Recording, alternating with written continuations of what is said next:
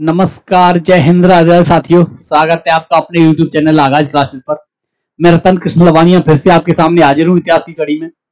आशा करता हूँ कि सभी स्वस्थ और तंदुरुस्त होंगे और लगे हुए होंगे अपने आरो की तैयारी में मेहनत कश। जैसा कि साथियों आप देख पा रहे होंगे कि तुगलक वंश है आज का टॉपिक। तो खिलजी वंश हमने कर लिया था। खिलजी वंश का जो अंतिम शासक था उसकी हत्या साथियों गाजी मलिक ने की। और जब गाजी मलिक ने उसकी खिलजी वंश की आप कह सकते हो गाजी मलिक ने एक सेकंड, गाजी मलिक ने खिलजी वंश के अंतिम शासक की हत्या की तो उसने तुगलक वंश की नींव रखी। तो यही मैं आपको जैसे समझाऊं तो सबसे पहले हम व्हाइट बोर्ड पे अगर हम पहुंचे साथियों तो आप कह सकते हो जैसे ही हम आगे बढ़ेंगे तो उसके बाद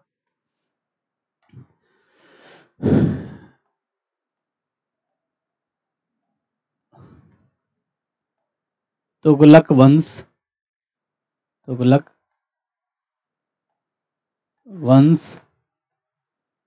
अब जब तुगलक वंश की साथियों चर्चा हो तो सबसे पहले तो आप कह सकते हो कि इन्होंने 94 कुछ ऐसे आई है, 94 या 97 के लगभग 94 वर्षों तक शासन किया। 94 वर्षों तक शासन किया। दूसरा पॉइंट साथियों आप कह सकते हो कि दिल्ली सल्तनत में सर्वाधिक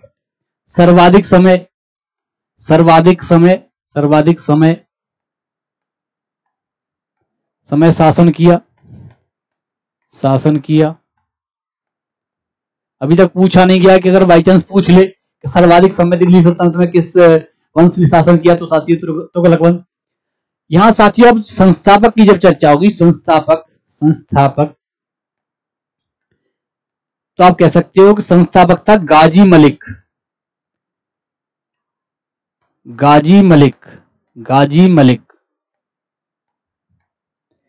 इसी को साथियों बाद में गयासुद्दीन तुगलक बोला गया। इसी को बाद में गयासुद्दीन तुगलक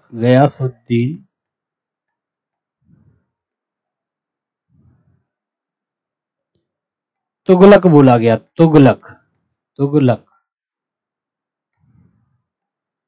गयासुद्दीन तुगलक बोला गया साथियों।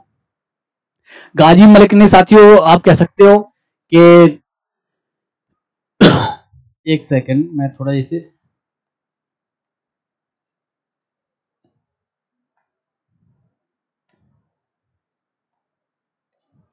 गयासुद्दीन तुगलक बोला गया साथियों इसे। गाजी मलिक ने खिलजी वंश के अंतिम शासक की हत्या कर तुगलक वंश की नींव रखी। गयासुद्दीन तुगलक के बारे में जैसे ही गाजी मलिक गयासुद्दीन तुगलक की चर्चा होती है तो तुगलक के बारे में एक साथी सबसे बड़ा पॉइंट है कि इसका विवाद निजामुद्दीन औलिया से हुआ। निजामुद्दीन औलिया से हुआ साथियों, औलिया से हुआ। और जब इसका विवाद निजामुद्दीन औलिया से होगा तो ये साथियों विवाद के बाद ये कहेगा कि जैसे ही मैं राज्य में आऊं तो जो जितने भी सूफी संत हैं या जो निजामुद्दीन औलिया हैं वो मेरा शहर छोड़कर चले जाएं। ये इसने ऐसा आदेश पास करवाई, अभियान पे गया हुआ था। जब ये वापस आ रहा था तो निजामुद्दीन औलिया ने कहा हुनज दिल्ली दूरस्थ, कुछ हुनज ऐसे लिखा है साथियों, मैं आपको बता दूं तो यही मैं आपको बताऊं कि कहा कि हुनज दिल्ली दूरस्थ, कुछ ऐसे करके बोला दूरस्थ। इसका अर्थ है साथियों कि दिल्ली अभी दूर है। ये साथियों और निजामुद्दीन औलिया जी ने बोला या सिद्ध बाबा ने बोला या औलिया ने बोला कि हुनज दिल्ली दूरस्थ, दिल्ली अभी दूर है। वहीं से साथियों वापस आते समय एक लकड़ी के महल के नीचे दबकर इसकी मृत्यु हो जाती है। अगर इसके अच्छे कार्यों की अगर चर्चा करें तो गाजी मलिक आप कह सकते हो कि पहला शासक जिसने नहरों का निर्माण करवाया। इस पर भी साथियों आपको ध्यान रखना है कि पहला शासक था जिसने नहरों का निर्माण करवाया, सर्वप्रथम नहरों का निर्माण करवाया। उसके बाद आप देखोगे कि और जब जिस महल के नीचे इसकी देवकर हत्या हुई उस महल के जैसे पूछ लेता कि उस महल का निर्माण किसने करवाया तो जोना खां ने करवाया। जोना खां को ही साथियों बाद में आप देखोगे कि मोहम्मद बिन तुगलक बोला जाएगा, इसे एमबीटी बोलते हैं। गयासुद्दीन तुगलक को जीएसटी बोलते हैं। तो ये वाली जीएसटी नहीं जो सरकार ने लागू की है, जीएसटी कर वाली नहीं, टैक्सेशन वाली नहीं। जीएसटी साथियों गयासुद्दीन तुगलक, एमबीटी मोहम्मद बिन तुगलक और एफएसटी फिरोज तुगलक। तो साथियों शॉर्ट में आप ध्यान रखना कि अगर बाई चांस में शॉर्ट में बोलूं आपकी समझ नहीं समझ पाओ तो सीधे हम जैसे ही साथियों पीपीटी पे आते हैं तो आप देख पाओगे कि यहां से जैसे ही हम आगे बढ़ेंगे तो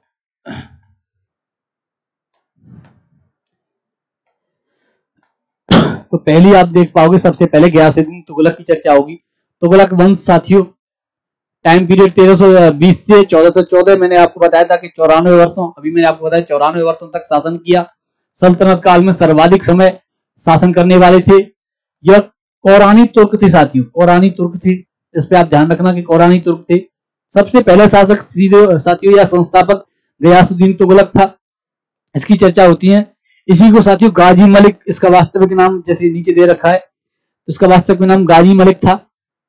प्रथम शासक जिसने अपने नाम से गाजी शब्द का प्रयोग किया, नाम में गाजी शब्द का प्रयोग किया। ये गाजी उपाधि थी, मैंने आपको बताया कि गाजी उपाधि थी।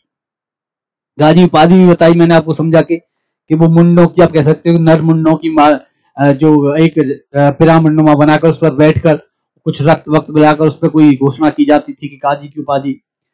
उसके बाद साथियों आप कह सकते हो कि रस में मियामी उसकी राजस्व नीति थी।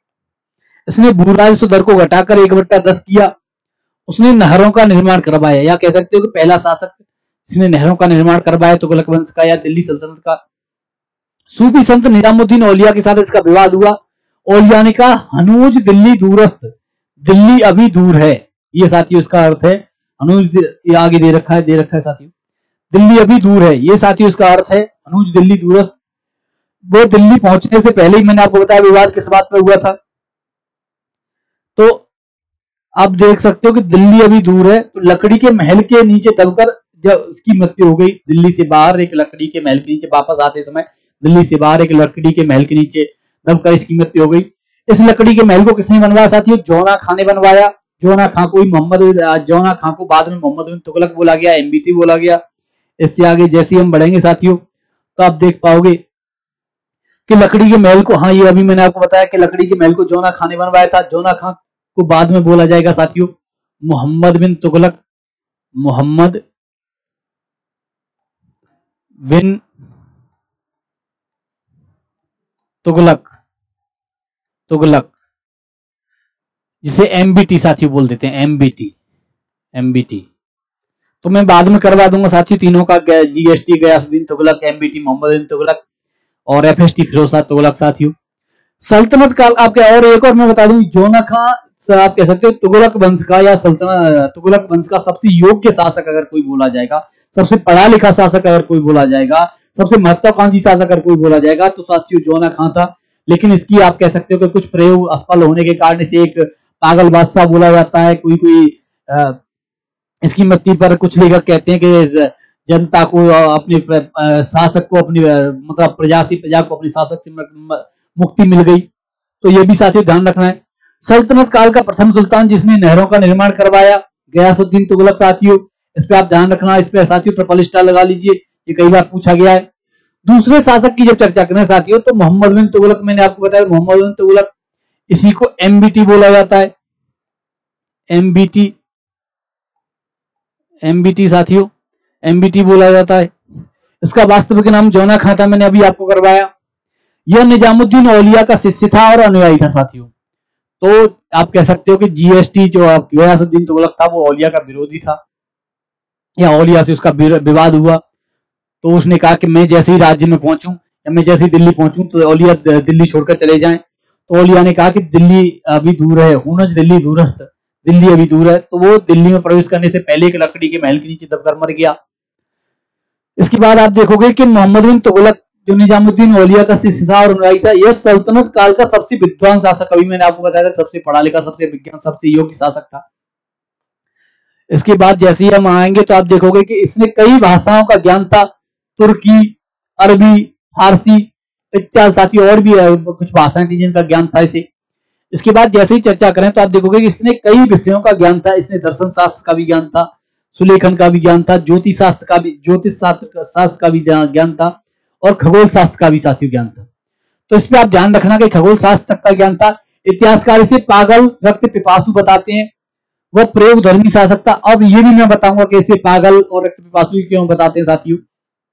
पागल इसलिए बताते हैं कि इसने 3 प्रयोग किए, 3 या 4 प्रयोग किए जो ज्यादातर असफल रहे, इस वजह से इसे असफल कह सकते हो, रक्त पिपासु पागल बादशाह बोला जाता है।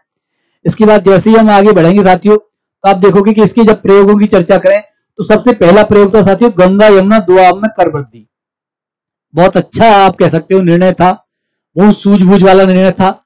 लेकिन आप कह सकते हो कि जैसे ही इसने गंगा यमुना उपजाऊ भूमि थी, जो दोआब था, 2 नदियों के बीच की भूमि को दोआब बोला जाता है साथियों।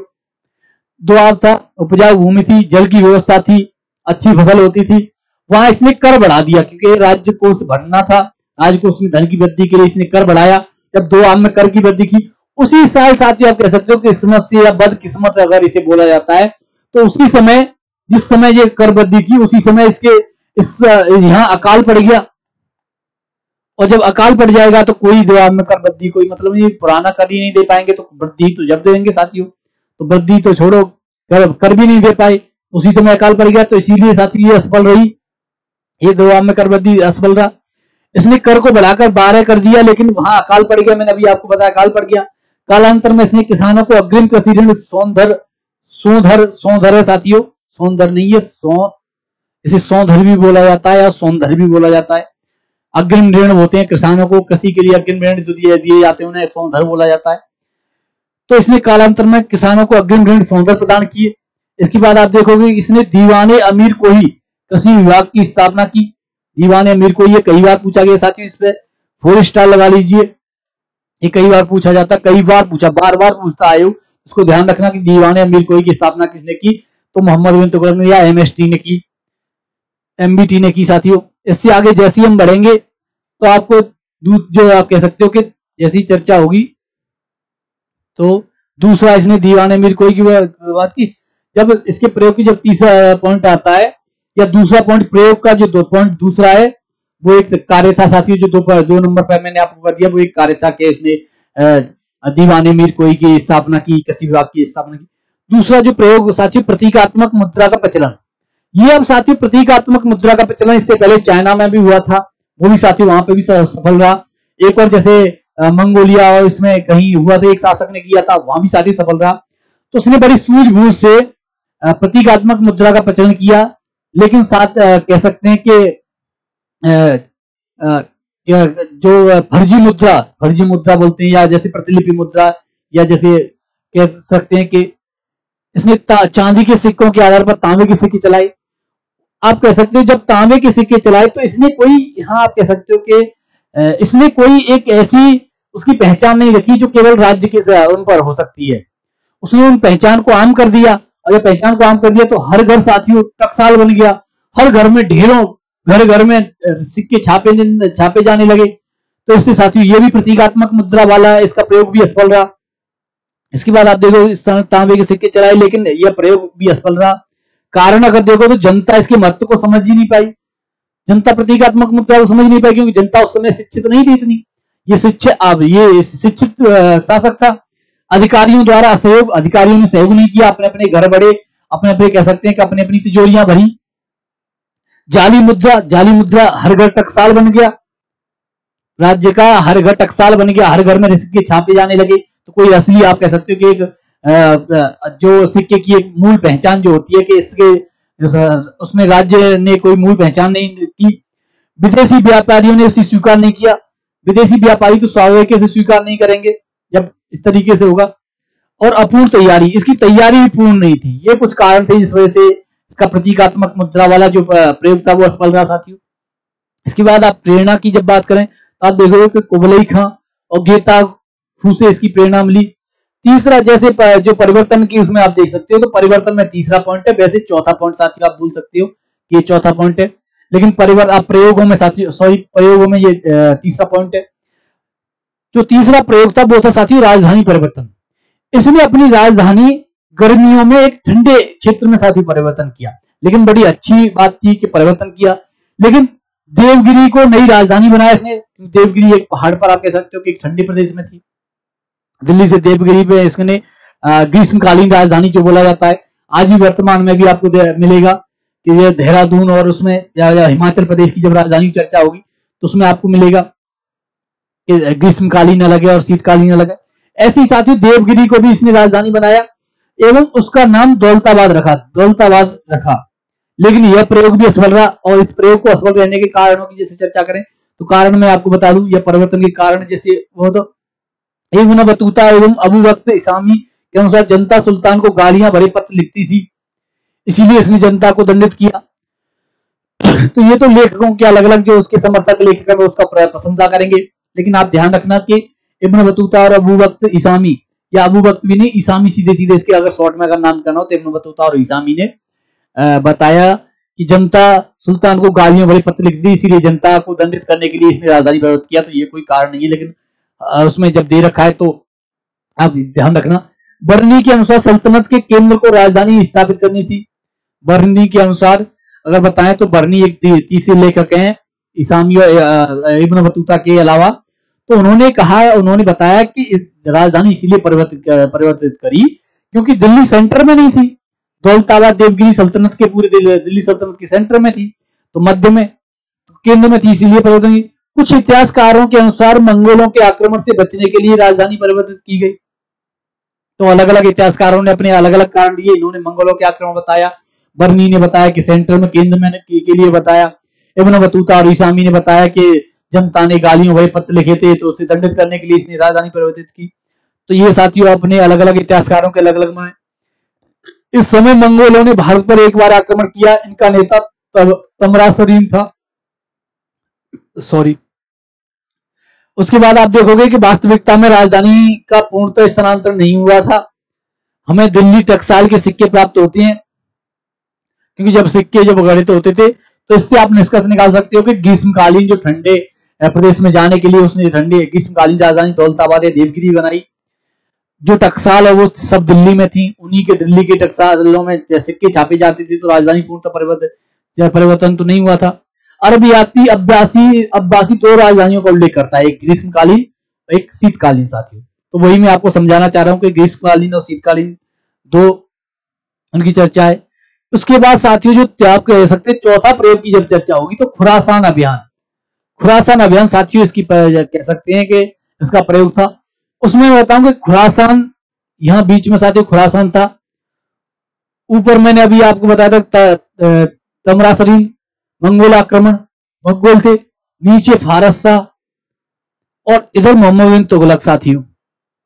तीनों आप कह सकते हो कि खुरासान में अव्यवस्था फैली, शासकों में आपस में वो चल रहा था, तो इन्होंने मौका ढूंढा। तो एक खुरासान के एक शासक ने, एक पक्ष ने मोहम्मद बिन तुगलक से बोला कि आप हमारी मदद करो। तो मोहम्मद बिन तुगलक तैयार हो गया। तो जब वहां अपनी सेना भेजता है तो वहां भी साथियों आपको असफलता नजर आएगी, क्योंकि दोनों तरफ से और सेनाएं थी, उन्होंने उसमें हस्तक्षेप कर दिया इससे पहले। और वो जो मोहम्मद बिन तुगलक का पक्षधर था उसके विपरीत शासक बन गया। तो वहां से भी साथियों उसे मुंह की खानी पड़ी। मोहम्मद बिन तुगलक ने 3,70,000 सैनिकों को भर्ती किया एवं उन्हें अग्रिम वेतन दिया साथियों, उसके लिए आप कह सकते हैं खुरासान अभियान के लिए। लेकिन जब वो असफल होगा तो आप देखोगे कालांतर में यह योजना कह सकते हैं कि संघान हो गई, या आप कह सकते हो कैंसिल हो गई सीधे सीधे। यह योजना विफल हो गई, विफल हो गई। तो इस पर ध्यान रखना। उसके बाद साथियों आप पांचवा प्रयोग जब होता है उसका होता है कराचिल अभियान। कराचिल अभियान साथियों बर्फ जैसे होता है, जहां बर्फबारी हो पहाड़ियों पर, जब कराचिल अभियान था इसकी सेना कराचिल अभियान पर गई, लेकिन आपदा के कारण समाप्त हो गई। मात्र 3 लोग जीवित लौटे और तुगलक ने उनकी हत्या कर दी। उसके बाद कराचिल अभियान साथियों उन्होंने कराचिल पर आक्रमण करने के लिए भेजा, लेकिन वहां बर्फबारी, अब जब दिल्ली में आप कह सकते हो कि गर्मी का मौसम, उसमें इतनी बर्फ में रहने की सेना को आदत नहीं है। जैसे ही बर्फ में पहुंचे तो वहां से ऊंचाई से बर्फ के ढेले और जो भूस्खलन आप कह सकते हैं हिमस्खलन, जो बर्फ की जो नदियां उड़वाती हैं उनमें दब दब के सैनिकों की मृत्यु हो गई। आपदा से साथियों सैनिक मारे गए, ठंड से ठिठुर कर। उसमें से 3 लोग बचे जिन्हें बाद में आकर मोहम्मद तुगलक ने मार दिया। तो ये भी साथियों असफल ही रही। सर्वाधिक विद्रोह इसी के समय में हुए। सल्तनत काल में अगर देखा जाए तो सर्वाधिक विद्रोह पूछ लेता साथियों। तो आप ध्यान रखना, इस पे डबल स्टार लगा लीजिए, इस पे डबल स्टार लगा लीजिए। सर्वाधिक विद्रोह सल्तनत काल में, सर्वाधिक विद्रोह किसी काल में हुए तो इसी के काल में हुए।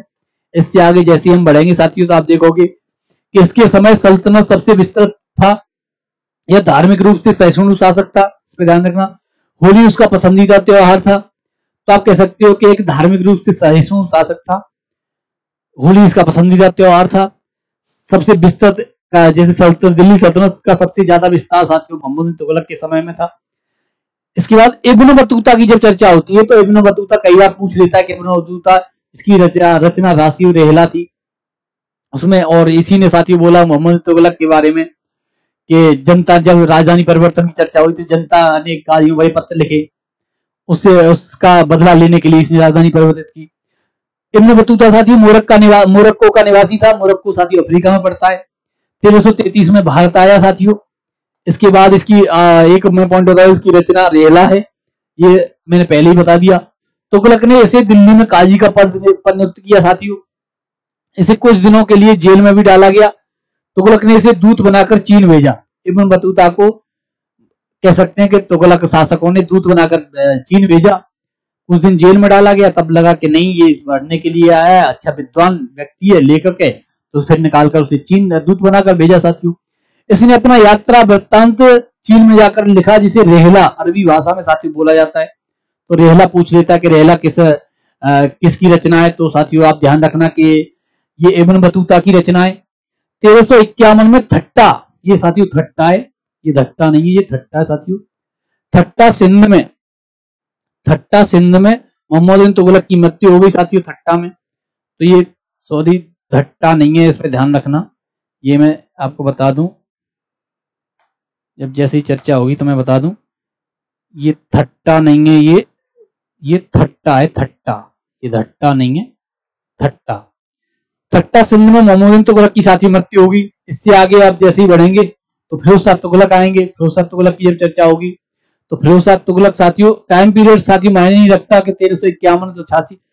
अब जब ये फिरोज शाह तुगलक की आप कहते हो कि जब इसका राज्याभिषेक हुआ तो आप देखोगे कि उलेमाओं की तरफ चरमपंथी जैसे बोला जाता है ना, उलेमाओं की कट्टरता का समर्थन करेगा, उलेमाओं का समर्थन करेगा, क्योंकि उन्हीं के आप समर्थन से इसे राजगद्दी प्राप्त हुई। तो आप कह सकते हो कि इस राज्याभिषेक थट्टा सिंध में हुआ। मोहम्मद बिन तुगलक एमबीटी का चचेरा भाई था साथियों। यह मोहम्मद एमबीटी का वैध उत्तराधिकारी नहीं था। जब किसी का वैध उत्तराधिकारी नहीं होगा, उसका वैध उत्तराधिकारी से अगर कंपैरिजन करना होगा तो धार्मिक समर्थन जरूरी है। और धार्मिक समर्थन कब प्राप्त होगा कि जब तुम उनकी परंपराओं, उनकी रीति रिवाजों को कट्टरता से और दृढ़ता से उसका समर्थन करोगे। तो ये साथी फिरोज शाह तुगलक दृढ़ता से समर्थन करता है और उलेमाओं के समर्थन से फिर ये राजगद्दी प्राप्त करता है। तो एमबीटी मैंने अभी आपको बताया था, एमबीटी मोहम्मद बिन तुगलक शॉर्ट में एमबीटी का वैध उत्तराधिकारी नहीं था। यह अमीरों तथा उलेमाओं की सहायता से शासक बना। और अमीर उलेमा क्यों सहायता करेंगे? क्योंकि वो सीधे सीधे उनका समर्थन प्राप्त करने के लिए उनसे कुछ वादे और वो करेगा कि मैं तुम्हारी धार्मिक सहिष्णु रहूंगा, आप जैसा कहोगे वैसे शासन चलाऊंगा, आपको अमीरों को फायदा दिलवाऊंगा, अमीरों को पद दूंगा। तो ये सब उस तरीके से साथियों उनका समर्थन प्राप्त करिए शासन बना था। अमीर एवं उलेमा इसके समय में अत्यधिक शक्तिशाली हो गए, क्योंकि उनके समर्थन से जब शासक बनेगा, शासक उनका समर्थन से चलाएगा, तो उनकी अनुमति से हर कार्य होगा, तो वो ताकतवर हो ही जाएंगे। भ्रष्टाचार बढ़ गया। जब अमीरों और उलेमाओं का जब शासन हो जाएगा तो भ्रष्टाचार, अमीर एक व्यापारी वर्ग बोल सकते हैं, या राजपद प्राप्त करने वाले वर्ग बोल सकते हैं, या धनाढ़ व्यक्ति बोल सकते हैं, भ्रष्टाचार स्वाभाविक बढ़ेगा ही बढ़ेगा साथियों। अफीफ, शमसे सिराज अफीफ पूरा नाम है, अफीफ जैसे अफीफ, बस ये इतना ही है, अफीफ वैसे शमसे सिराज अफीफ नाम है वैसे साथियों, तो आप ध्यान रखना। अफीफ की जब चर्चा हो तो अफीफ इतिहासकार भ्रष्टाचार की जानकारी देता है। इनका पूरा नाम है शमसे सिराज अफीफ। यह बहुत अच्छे इतिहासकार है सल्तनत काल के। इसके बाद आप देखोगे कि फिरोज शाह तुगलक ने अमीरों के पदों को वंशानुगत कर दिया। मुख्य रूप से इक्ता, जो इक्ता के जो पद थे, जो पहले जो आप कह सकते हो कि ट्रांसफर भी हो जाता था, इक्ता का स्थानांतरण भी होता था, इक्ताओं को अलग अलग वो जो होता था। फिरोज शाह तुगलक ने अमीरों को खुश करने के लिए उनके पदों को वंशानुगत कर दिया, यानी इक्ताओं के पद जो इक्ता जो दे रखे थे अमीरों को, उस सब को वंशानुगत कर दिया साथियों, क्योंकि उन्हें खुश करना था, उन्हीं के समर्थन से तो राजा बनाए। इसके बाद आप देखोगे साथियों इसने सुधार किए, और इनके सुधारों में आप देखोगे कि ये ऋण पत्रों को जला देगा, पुरानी इनको सब जला देगा, सबका ऋण माफ कर देगा। ये सब आपको साथियों उसको जनता को समर्थन प्राप्त करने के लिए करेगा। इसने हेसामुद्दीन जुनैद से राज्य का वार्षिक आय की गणना करवाई और 6.78 करोड़ टका थी उस समय जो राज्य की जो आय थी। उसके बाद आप देखोगे फिरोज शाह तुगलक जजिया कर भी लगाएगा, जजिया कर की भी चर्चा हुई साथियों। इसने 3 नए सिक्के चलाए, ससगनी, ये साथियों ससगनी है, ये सरागनी नहीं है, ये ससगनी है, ससगनी, ससगनी 6 गुना। उसके बाद आप देखोगे कि अद्दा, आधा साथियों, विख 1/4 था, तो ससगनी कई बार पूछा गया, ससगनी ध्यान रखना। इसके बाद आप देखोगे इसने सरिया कानून के अनुसार केवल 5 कर लगाए, उसमें खुम्स, लूट कर, मैंने अभी आपको बताया था कि लूट का कर खुम्स होता था, खराज भू राजस्व होता था, खराज जो था भू राजस्व कर था, जजिया कर राजनीतिक कर, राजनीतिक कर नहीं बोल सकते साथियों, आप बोल सकते हो कि ये एक धार्मिक कर था, और गैर मुस्लिमों पर धार्मिक कर था, राजनीतिक भी बोल सकते हैं कि राजनीतिक फायदे के लिए लगाया था, लेकिन धार्मिक कर था, धार्मिक कर, और गैर मुस्लिमों पर, गैर मुस्लिमों पर, मुस्लिमों पर लगाया जाने वाला कर था, जाने वाला कर। तो ये साथियों गैर मुस्लिमों पर लगाया जाता था। उसके बाद आप देखोगे जकात, जकात मुस्लिमों द्वारा दिया गया दान आय का लगभग 40वां हिस्सा साथियों जकात कहलाता था। मुस्लिमों के द्वारा जब दान दिया जाता था उसे जकात बोला जाता था, जो आय का 40वां हिस्सा था। इसके बाद आप देखोगे इसने 23 प्रकार के करों को समाप्त किया जिन्हें अबवाब बोला जाता था, 23 प्रकार के कर जो इन्हें अबवाब बोला जाता था। इसने नहरों का निर्माण करवाया, और नहरों की जब चर्चा होगी तो साथियों सबसे पहला जो शासक जो तुगलक वंश का संस्थापक था गयासुद्दीन तुगलक, उसने भी नहरों का निर्माण करवाया। इसकी प्रमुख नहर साथियों ये भी पूछ लेता है नाम, राजवाही और उल्लुक खानी, ये 2 नहरें थी, ये पूछ लेता साथियों, इस पे आप ट्रिपल स्टार लगा लीजिए, ये कई बार पूछा भी गया है। इसने 300 शहरों की स्थापना की साथियों। प्रमुख शहरों में आप देखोगे तो फिरोज शाह कोटला जो दिल्ली में साथियों आपको मिलेगा, 5वीं दिल्ली जिसे बोला जाता है। फिरोज शाह कोटला को, जो वर्तमान फिरोज शाह कोटला जो स्टेडियम से अरुण जेटली स्टेडियम जिसका नाम कर दिया गया है, उसे फिरोज शाह कोटला को साथियों इसी ने बसाया, फिरोज शाह तुगलक ने। उसके बाद फिरोजाबाद उत्तर प्रदेश में साथियों, ये भी साथियों इसी ने बसाया। फिरोजपुर भी साथियों इसी ने बसाया। हिसार का फिरोजा साथियों इसी ने, हिसार फिरोजा इसी ने बसाया। हिसार जो गांव है या हिसार जो हरियाणा में है उसे भी साथियों इसी ने बसाया। फतेहाबाद साथियों, फतेहाबाद भी आपको लगेगा अपने पुत्र फतेह खान की याद में फतेहाबाद बसाया। और जौना खां जो इसका आप कह सकते हो कि जौनपुर को अपने भाई जौना खां मोहम्मद बिन तुगलक की याद में साथियों इसने बसाया।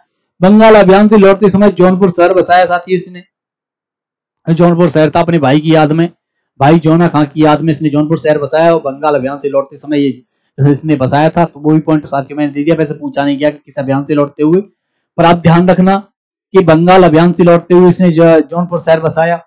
इसके बाद आप देखोगे कि इसने 1200 उद्यानों का निर्माण करवाया। ये वैसे आंकड़ा इसे पूछता तो नहीं है, लेकिन बाई चांस जैसे पूछ ले तो इसीलिए मैंने 1200 उद्यानों का, लगभग इसने 1200 उद्यानों का निर्माण करवाया।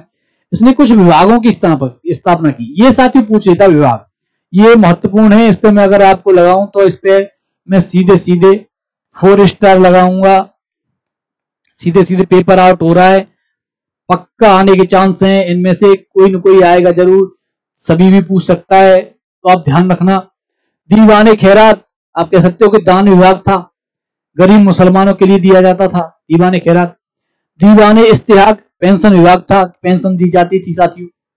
दीवाने बंदगान गुलाम विभाग था, दीवाने बंदगान की जब चर्चा हो साथियों। और सफा खाना या दारुल सफा साथियों एक चिकित्सालय था, ये दारुल सफा कई बार पूछा गया है। तो ये चारों के चारों साथियों महत्वपूर्ण है, इस पे आप ध्यान रखना। इस पे 4 स्टार मैंने लगाया, तो ये कई बार पूछा गया इसीलिए साथियों 4 स्टार लगाया है।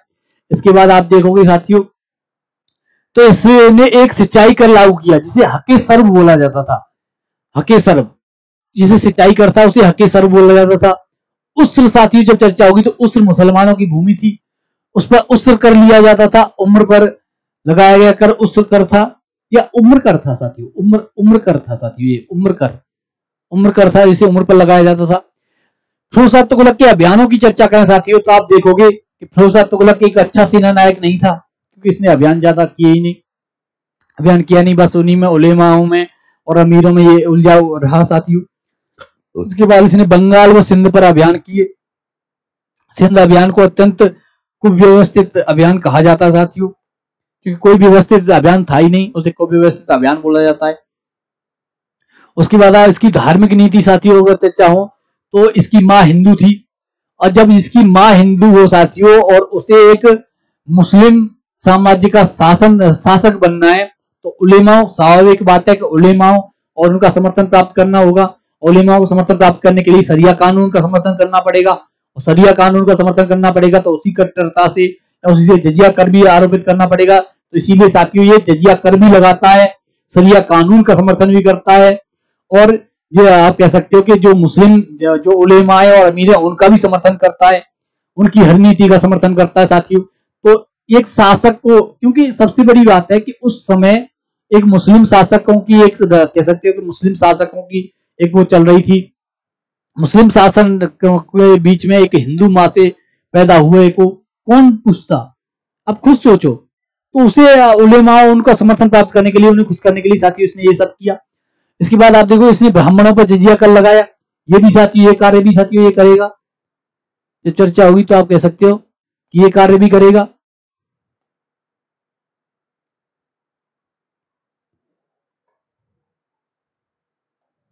जैसी चर्चा होगी तो इसने ब्राह्मणों पर जजिया कर, आप कह सकते हो ब्राह्मणों पर जजिया कर लगाया।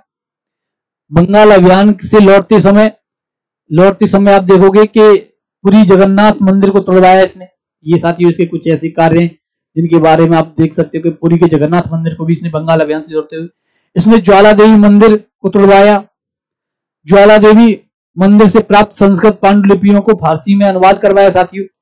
इसके आगे जैसे ही हम बढ़ेंगे तो आप देख पाओगे कि एक हिंदू, मैंने आपको बताया कि ये सब कट्टरता वाले मंदिरों को तोड़वाना ये सब इसलिए कर रहा है, इसीलिए कर रहा है कि शासक बने रहने के लिए, वो उलेमा खुश रहे, उसके जो अमीर हैं, जो मुस्लिम जो धर्मगुरु हैं या इस्लाम के जो धर्मगुरु हैं या जो उलेमा वर्ग है वो सब खुश रहे, उसका समर्थन प्राप्त करे। इसमें अनुवादक अजीम उस्सान था। उसके बाद आप देखो अनुवाद का नाम दयाले फिरोज शाह की आत्मकथा फतुए फिरोज शाही साथियों। जियाउद्दीन बर्नी की अगर पुस्तकों की चर्चा करो तो सबसे पहले तारीख फिरोज शाही, दूसरी फतवाए जहांदारी, ये साथियों जियाउद्दीन बर्नी की जो प्रमुख पुस्तकें, पहले मैं बताया था पुस्तकें फिर करवाऊंगा, लेकिन फिर भी जो महत्वपूर्ण है वो सब मैंने करवा दिए। शमसेर सिराज हफीज की पुस्तकों की जब चर्चा करें, मैंने अभी आपको बताया था कि हफीज बहुत अच्छे इतिहासकार थे, उनकी जब पुस्तकों की चर्चा करें तो तारीख फिरोज शाही, शमसेर सिराज हफीज, एक लेखक अज्ञात है जिनकी पुस्तक शरीयत फिरोज शाही है, सीरत फिरोज शाही है, इसमें नहरों की जानकारी मिलती है। सीरत फिरोज शाही में नहरों की जानकारी मिली, लेकिन इसके लेखक अज्ञात हैं। और शमसेर सिराज हफीज की जो पहली पुस्तक है वो साथी तारीख फिरोज शाही है। इसके बाद जैसे ही हम आगे बढ़ेंगे तो आप देखोगे कि फिरोज के आर्थिक सुधारों का श्रेय उनके मंत्री खाने जहां तेलंगानी को जाता है साथियों। तेलंगाना का एक ब्राह्मण था, इसका वास्तविक नाम कन्नू था। अब गयासुद्दीन तुगलक की चर्चा करें, गयासुद्दीन तुगलक के जब कार्यों की जब चर्चा करें तो आप देखोगे कि इस समय गुलाम अत्यधिक शक्तिशाली हो गए, सल्तनत कई भागों में विभाजित हो गई। तो ये गयासुद्दीन तुगलक जो प्रथम था, उसके बाद ये गयासुद्दीन तुगलक का ही आप कह सकते हैं फिरोज शाह तुगलक का उत्तराधिकारी गयासुद्दीन तुगलक द्वितीय था। आप ध्यान रखना इस पे। इस समय क्या हुआ कि इस समय आप कह सकते हो कि गुलाम अत्यधिक शक्तिशाली हो गए, सल्तनत भागों में विभाजित होने लगी। यहीं से साथियों आप दिल्ली सल्तनत का विभाजन भी आपको नजर आएगा। उसके बाद नासिरुद्दीन महमूद साथियों 1394 से 1412 तक साथियों शासन करेगा।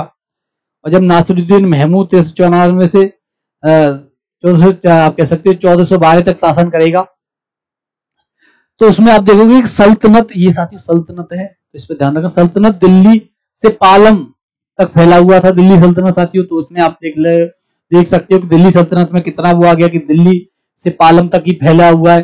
पहले सबसे सर्वाधिक विस्तार मोहम्मद तुगलक के समय में था।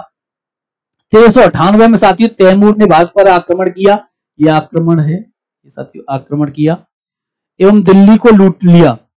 सुल्तान, आप कह सकते सुल्तान दिल्ली छोड़कर भाग गया। तैमूर का आक्रमण हुआ तो साथी सुल्तान दिल्ली छोड़कर भाग गया। एक भिखारी दौलत ने तैमूर को लंगड़ा कहा, तैमूर लंग तभी से उसे तैमूर लंग बोला गया। तैमूर को लंगड़ा कहा, वो थोड़ा पैर से थोड़ा इस तरीके से चलता हो, किस तरीके से पैर पैर लंगड़ा लंगड़ा वंगड़ा के चलता हुआ, तो उसी को साथियों एक भिखारी ने उसे लंगड़ा कहा, तभी से उसका नाम तैमूर लंग पड़ गया। तैमूर भारतीय कारीगरों को अपने साथ समरकंद ले गया। भारतीय कारीगरों ने समरकंद में तैमूर के मकबरे का निर्माण किया साथियों, तो इसका आप ध्यान रखना। इसके बाद आप देखोगे कि इसके बाद जो अंतिम शासक था वो दौलत खान लोधी था। दौलत खान लोधी ये चर्चा होती है जिसने खिज्र खां की हत्या की, तो इस पे ध्यान रखना। जब लास्ट जब खिज्र खां होता है तो इसके बाद जैसे ही चर्चा होगी तो दौलत खान लोधी खिज्र खां की हत्या कर देगा, और जब दौलत खान लोधी खिज्र खां की हत्या करेगा तो उसके बाद ही साथियों एक बीच में एक वंश आएगा सैयद वंश, तो वो भी साथियों मैं अभी करवा देता हूं। उसके बाद जब चर्चा होगी तो सही कि कल करवाएं साथियों, तो आज की क्लास को साथियों यहीं विराम देते हैं। कल करेंगे सैयद वंश और लोधी वंश, क्योंकि फिर कल की क्लास थोड़ी छोटी हो जाएगी। तो आज की क्लास को साथियों यहीं विराम देते हैं, मिलते हैं फिर कल आपसे। जय हिंद, राधे राधे।